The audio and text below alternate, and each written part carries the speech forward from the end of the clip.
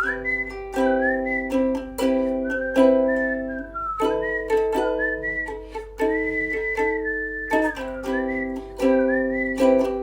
stunners! If you haven't read from the title, it's about how to up your bookstagram and how to make it fully, for lack of a better word, optimized. This is coming from someone who does this for a full-time job, not just opinion and not just like, oh, it's aesthetic. So first things first, bio. Make sure you have the theme / niche that you are in. It doesn't have to be just one, and actually don't limit yourself that much. Put several niches if you have several niches. Just make it clear what niches you post about.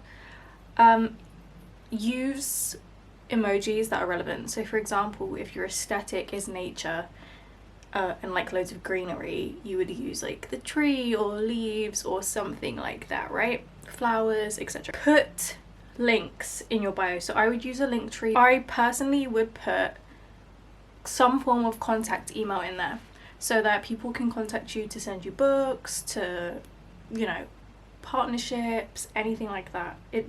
It's so worth it, right? Personally, for me, I've put creator of Coffee Corner and journalist, book movie nerd, PCOS and endo, 22, London, Greek, author of Be a Smart Girl, and then my email. The reason I put my email as well as the button for email is because some people go onto desktop, and on desktop you can't see any email buttons, so they will do their research on desktop and not know how to contact you. So that's why I put it there. And I've also put my link, and I've also put in my name MIACAVEN lifestyle and bookstagram, she, her, and also the digital creator tag. I also have my broadcast channel. I don't think you can get that unless you have a certain amount of followers, and the new music feature because I am obsessed, and my threads is also there. Mine, honestly, like, I love it and it's like perfectly optimized, but I wish it was like more organized, and I don't know how else to like organize this. But I've spoken to Meta. I'm in the official Meta creator group in the UK, and they said that my bio is perfect. It discusses what I do, my niches, my age, my location, and contact in a way that is also aesthetic and particular to me. So that's where we start. Username wise, if you haven't even chosen your username, I wouldn't know where to start with that. I think so many usernames in Bookstagram are so similar because you're all in the same niche. Mine is literally just my name because I've had this since I was 11. And my name's quite, my first with my middle name is quite unique, so that was kind of easy, but yeah. Then highlights. So for example, mine are all images that are aesthetic, that I've taken, and I'm looking through it now and I'm like, oh, I want to change some of these, but actually I really like most of them. So, you know, I think for me, like, my theme was zoomed in aesthetic images. So you've got coffee, my cats, pasta, flowers, a tattoo, food, more coffee, flowers again. So it was like, those are all things that relate to me, and it just makes sense. And all the colors go, like, you've got to make sure if you use your own images that all the colors and the images themselves make sense with your feed and your niche. Otherwise, change them. I used to have Call Me By Your Name stills for all of it. I loved that, I'm not gonna lie.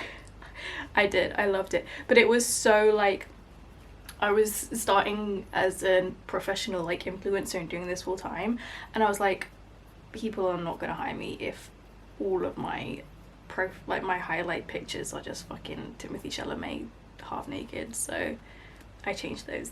But that's a great idea, like movie stills. It's the same aesthetic, right? So it's like, it makes sense, and I'm not saying that's not a good idea. Then we have pinned. So on my pinned, you've got the 3 most important things that you can have on my personal Instagram. Pre-order my book, which soon will be changing to out now, because it is now out. Chapters and Pages announcement, which is my business, and Coffee Corner announcement, which is my newsletter. These all performed so well naturally anyway, so like regardless of being pinned, like before I pinned them, because they were announcements, they performed so well. But they are all integral, so like they're in my bio, they're all integral to me, to my account, to my work. I will be changing, obviously, like I said, the pre-order now to out now, and possibly the Coffee Corner to a more updated version poster, because I've kind of messed around with it a bit, but I'm still deciding on that. And then Chapters and Pages I'm actually going to get rid of, because I'm going to do a whole highlight dedicated to it, and I'm actually going to replace it with an intro reel, because I've had loads of new followers, and I think also when you look at my account, it's so like random that you wouldn't know where to start. I mean, at least I fucking wouldn't. So that's the plan. That's what I'm gonna do. And that's what I'd recommend, is like pin the most important things, either announcements or an intro to you. Either one of those is perfect. Yeah, and I think, like, for me, it pisses me off that the Coffee Corner one is like not the same color as the other two, because the other two are the same color. But anyways, that's just me being nitpicky. Then we have the actual feed. I actually hate my feed most of the time, I'm not gonna lie, but so many people tell me all the time how aesthetic it is, and I'm like, I'm so biased at myself. Like, I look at it and I'm like, I don't like it at all. So that's why I needed to bring Abby's in here, because I look at Abby's feed and I'm like, this woman knows what she's fucking doing. I love it. Every time I see her desktop set up, I'm like, this is Abby. I know whose post this is. I don't even have to look at the username to know that this is Abby, and that is the sole goal on social media, right? So for me, it's like, my face used to get the most likes, because that was how they could tell it was a post by me. Like, before I was on bookstagram, I was just personal. So if I posted about books or like literally anything without my face, people were so confused. They didn't know who I was. So this curl is pissing me the fuck off. So that was the goal, and now I've achieved that, where like when I post about a book, it's very clear because I've either got my tattoos or my bed sheets in it, right? So like, you have to have a place that you constantly post with. Not every post, but there has to be something that brings people back to you and who you are. And for me, that's my bed sheets. Don't know why I said it like that. So to help with aesthetic and that general kind of thing, is like, the best thing to do, what I do is I create mood boards. There are also templates on Canva, which I highly recommend, where you can, like, it's the layout of an Instagram feed and you can just put photos in there. I use Unum, which is an app and it's free, to plan my feed, but for inspiration I use templates on Canva and use other people's photos from Pinterest, and I'm like, okay, ideally this is like the kind of photos I would like, this is the colors I would like to use. So colors are super important. For example, I think pink and red is so me, but then Abby posts and she has like this pink and red print, and like everything else is like pinks, reds, like those kind of warm tone colors against white backdrops or like off-white backdrops, and like whether that's her wall or whatever. And it's like, every time I see it, I'm like, this is Abby, like every single time. She doesn't know that I'm posting about this, by the way. So yeah, I just think the colors are so important. Like, it's very obvious in recent posts, thankfully, that off-white is my color. It always has been, and that is the color that ties a lot of my posts together, is that off-white color. with pops of pink, of red, of orange. That's always been my dream go-to color combo. And if you go to my reels, it's the same, because the reels are actually different to what's on my feed. Like, they're not the same images. I don't post my reels to my feed really anymore, but you will see that same, if not more so, that color combo on my reels. So it's very cohesive. I will say that, as much as I dislike it sometimes, and I'm very judgmental on my own feed, it's very cohesive. Very cohesive. To the point where my link, my website, every other social media of mine, I have the same profile picture, the same backdrop, if there has a backdrop, like a border at the back, which I just remade actually. It has the same links, same bio, like word for word if it's possible, same color scheme. And that's not planned, because they are genuinely like colors I use. Like right now you can't see it, but the blanket I have is red and pink. This is pink. My bed sheets are off-white. My walls are off-white. Like, this is genuinely my favorite colors and the colors I surround myself with. The more authentic it is to you as well, the better. And I know that sounds so fucking stupid, because also like influencers authentic, yeah, right, whatever. That doesn't mean that any project you ever do have to be that. Like, for example, my chapters and pages is like orange and blue, and it's funny because I'm looking to my right where there is the biggest orange and blue print ever, but it's really like the only orange and blue stuff in my room. That's a lie. I have a lot of orange and I have loads of pale blues, but this is like bright, and it's like they're my secondary favorite colors, and I think that they're one of my favorite color combos. I don't think it's necessarily very me, but I think it really suits chapters and pages. Coffee corner is loads of browns and like creamy colors, and that's because of coffee, and I literally love coffee.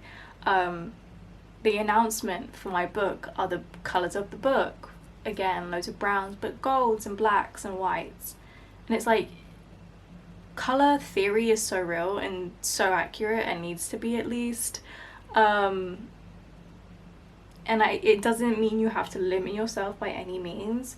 Just be authentic. Like, if you are, like, for example, maximalists, they don't have a couple colors that they stick to. They love all colors. They're literally, every color in the world is in their room or apartment or house. And that is what you link to them, but it's still a color theory, and it's still something that you link to them as an individual. So that is why color and like aesthetic is so important. And the way to get your own aesthetic is color, and is those places that are reminiscent of you. So my bed sheets literally, and my walls and my cupboards, my local coffee shop, like these things are in my life and they are reminiscent of me. And that's why, like, when people see these posts, they're like, okay, well, this is me under. The way I like to do it is I like to split it up. So I like to do a picture of me and then like a picture of something else, whether that's a book or something else, I don't know. Abby posts literally anything and I prefer it. So this is up to you. I have crazy OCD, diagnosed, I'm on meds for it, literally. And so for me to post any other way drives me nuts. I literally, whilst this has been filming, archived a post because it didn't fit that me, something else, me layout. So don't necessarily listen to me on this. But that has been my layout for years. And I love that layout concept. And I think it works well enough. I would hope. But some people, for example, don't love posting their face, and that's fine. So what I would do is I would just do something to separate it up a little bit. So for example, Abby will post like a picture of books and then of nature and then of herself and then a graphic and then cycle back, her cat, you know, other things. She has such a theme going on that just makes sense. And she doesn't post the same thing over and over. I find that bookstagrammers that post the same book, not the same book, the same place, the same colours, but like literally the same white wall in every post. and it never ever changes. I'm not exaggerating, never changes. People are gonna get so bored. As much as you are perfecting the ability to brand yourself to an extent of like, oh, it's this white wall and this layout and this person's hand, oh, it must be so and so, to have a truly aesthetic and optimized Instagram, that is not gonna be your best way to go, just because it shows no variety, it shows no dedication. And this is obviously from the perspective of someone who does this full time. So like, for example, I'm saying this all as someone who like is dedicated, who is like making money from this. This is my living. Obviously, if it's just a fun hobby, then none of this is serious. I wonder what that's like, because it ain't like that for me. It must be damn nice. But it ain't me. I wish it was, but it ain't me. So yeah, I think those would be my top tips. I said this would be short and it's been 18 minutes. That's embarrassing. I have so much more. I have so many more ways, and this is why I create chapters and pages, is to help influencers with this. So if you're interested in actually getting one-to-one feedback and possibly become a client of mine, that sounds expensive. It's literally not at all. It's like a Netflix subscription. But I basically help you optimize your socials or get you brand partnerships and get your page monetized and content monetized. Obviously, if you want to take it seriously, then that's always an opportunity for you. That's always going to be there for you guys. Yeah, I hope you enjoyed this. I hope this made some sort of sense. I may, if you want, let me know. I will make another one, but yeah, let me know what you guys think. I love you guys. I will see you later. Bye.